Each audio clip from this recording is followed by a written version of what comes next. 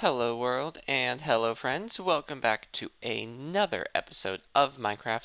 I've been busy, not up here, but as you can see below me, the ground has changed, and I have been busy digging.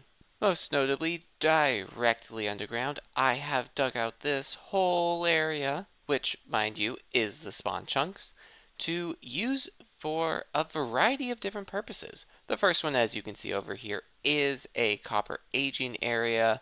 I initially wanted to make the whole area this, but I realized that was a little excessive. However, I did want to have a larger area than just the small area here and on the floor above. And I kind of always had this here. I've always had the door, and I've always wanted to have some sort of underground area. And as you can see from other doors, I'm having a lot of fun with this. Next to this one down here is actually one that will connect to the cave itself. This is not final. I just wanted to get a connection so I can start walking everywhere. Over that way is the other house that connects to the outside world. Continuing around clockwise, this door can connect to the bottom of the town hall, which will become important kind of soon. Over this way just follows the path down, and I don't have plans for this area. I'm sure once I start making some above ground stuff in this direction, I might know what to put in this tunnel. Just a little further down this way though, there is a set of stairs that actually takes me below the library, which once again will be important in a little bit. Over on this way, I have another main hallway potentially to use, maybe not. And down here, this one also is probably temporary. This one connects into my greenhouse basement, which I already had one secret path to, not really secret, but that would help me grow bushes, firefly bushes, and this would actually be for ferns. I would place all the ferns, and then once it got to there, it would activate all of the dispensers to make the ferns be 2 tall ferns. I figured that was a pretty smart way to do it, to duplicate ferns, and it worked. It worked pretty well. Helped me get all the supplies for the biome that I'm creating. Now back into this room.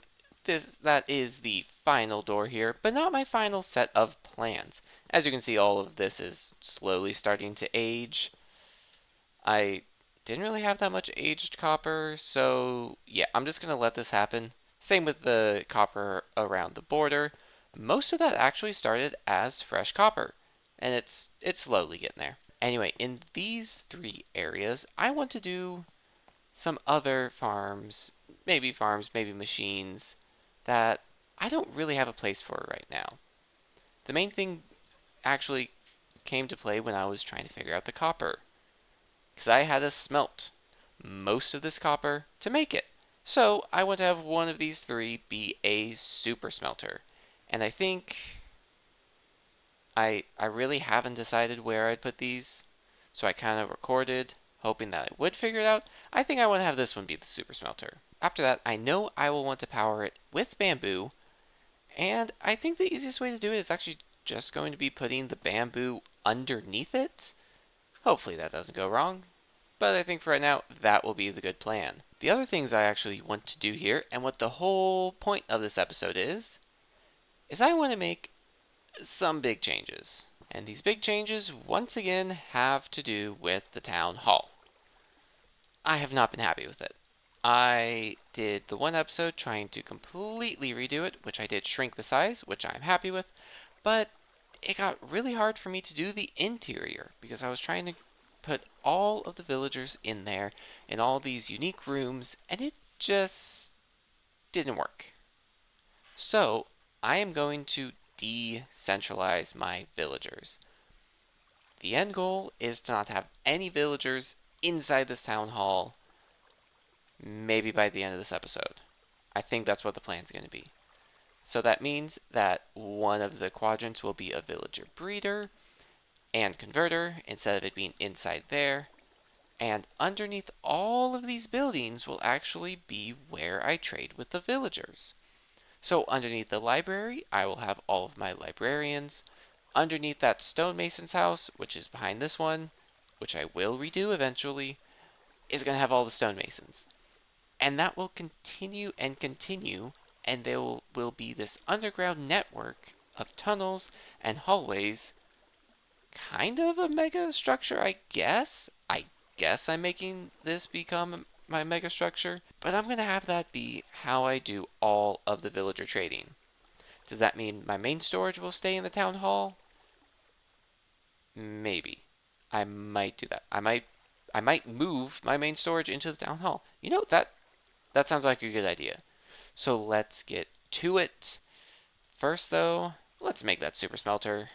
As you can see, I have a bunch of furnaces over here. Yeah, I need a super smelter. Let's do it. Let's go.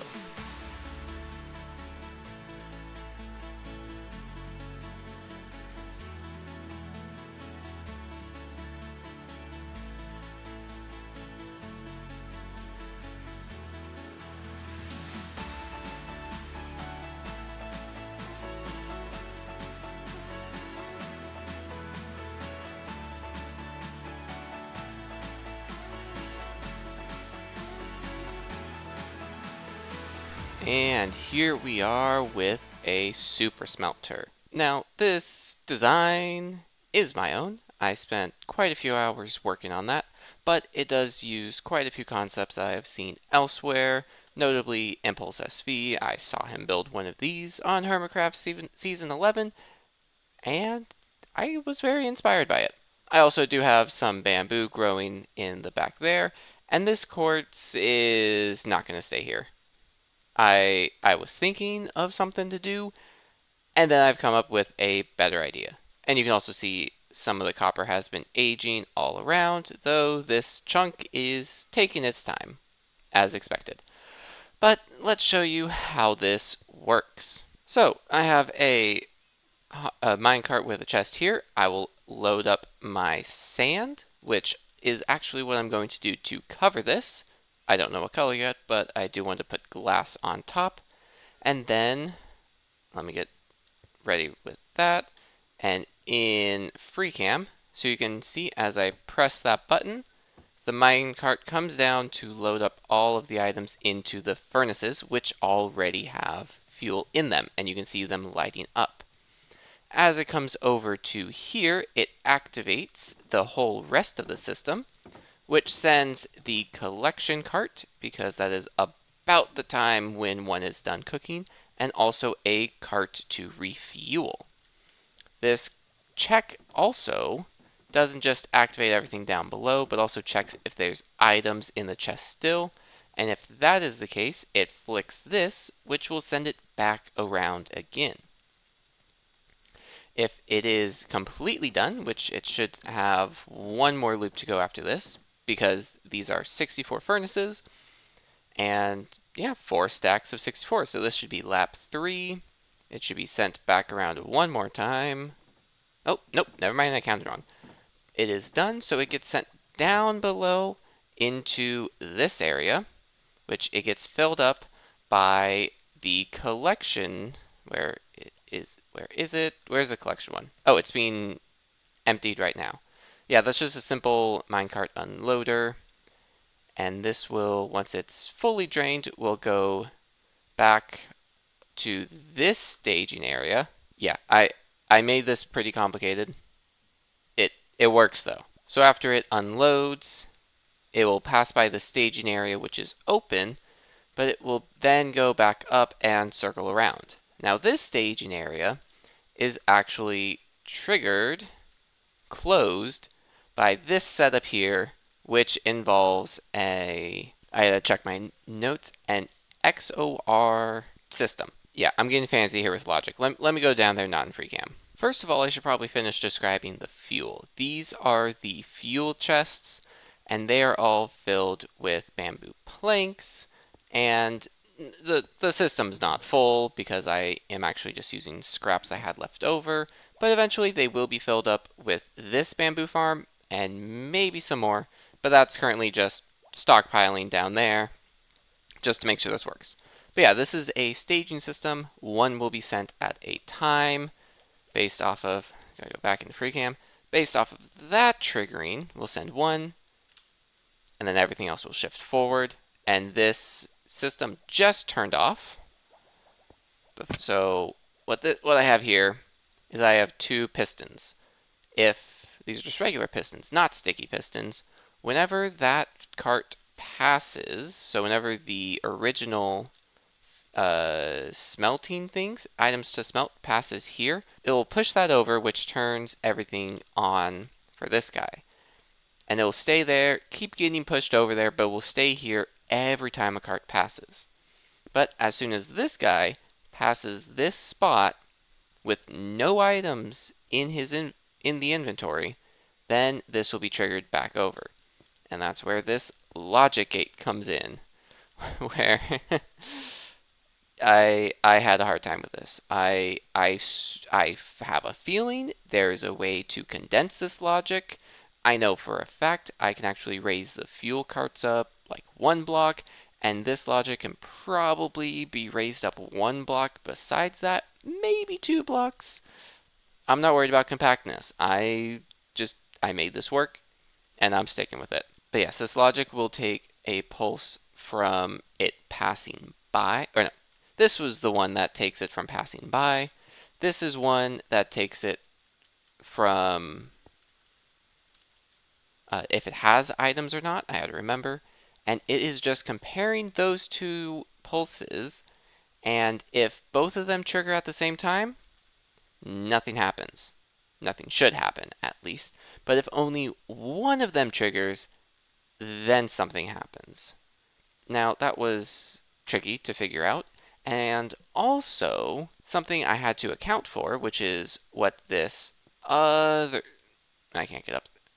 What this chunk of redstone above me does is it accounts for what happens if both pulses come at the exact same time, or even 1 tick apart.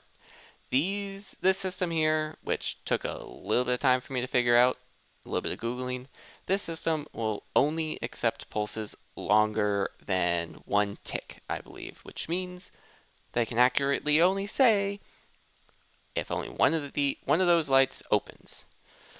Ay. So when that happens, gotta get back into free cam. When that happens, that gets pushed back over, and it will also power this here. So you can see it powers the block directly above it, and also this line below to catch that there, and also powers that rail, which will send the original minecart back up to the top. So, with all of this complicated stuff out of the way, does it work? Yes it does. I have 4 stacks of glass, which I still don't know how I want to color this, but I do want to keep everything visible. Once again, this is not the most efficient way to do it, most likely, and it is most definitely not the most compact way to do it.